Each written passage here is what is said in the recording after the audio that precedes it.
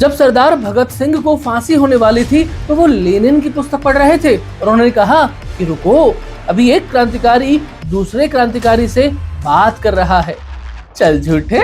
लेकिन नरेटिव तो ऐसे ही गढ़े जाते हैं और फिर प्रसिद्ध फिल्मों में बार बार बड़े बड़े कलाकारों के द्वारा आपको दिखाए जाते हैं, जिससे कि आपके मानस पटल पर यह बात स्थायी हो सके। कभी कभी इस कारण से कुछ लोग कुछ समय के लिए ही सही लेकिन इसके अनुयायी भी हो जाते हैं। प्राणनाथ मेहता, सरदार भगत सिंह के वकील, 23 मार्च 1931 को उन्होंने सरदार भगत सिंह से मुलाकात की थी। उन्होंने भी इस पक्ति का कोई उल्लेख नहीं किया है। सरदार भगत सिंह के द्वारा इस किताब को पढ़ने के कोई प्रत्यक्ष जेल रिकॉर्ड जैसे आधिकारिक जेल लॉग या एग्जीक्यूशन सर्टिफिकेट क्यों उपलब्ध नहीं है? 1931 में द हिंदू, बॉम्बे क्रॉनिकल आदि में फांसी की खबर है, विरोध का उल्लेख है, संपादकीय छपे हैं, लेकिन सेल के अंदर की निजी लेकिन महत्वपूर्ण घटना नहीं।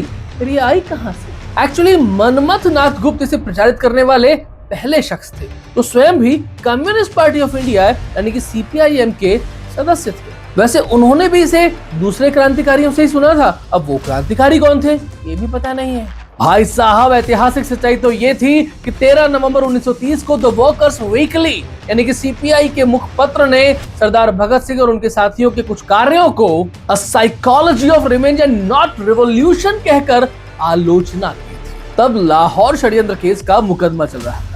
इस पार्टी ने अपने किसी सम्मेलन या अधिवेशन में भगत सिंह, राजगुरु, सुखदेव को फांसी नहीं दिए जाने बाबत कोई रिजोल्यूशन या संकल्प पारित नहीं किया, बल्कि वो तो इन्हें एडवेंचरिस्ट कहकर पुकारते थे।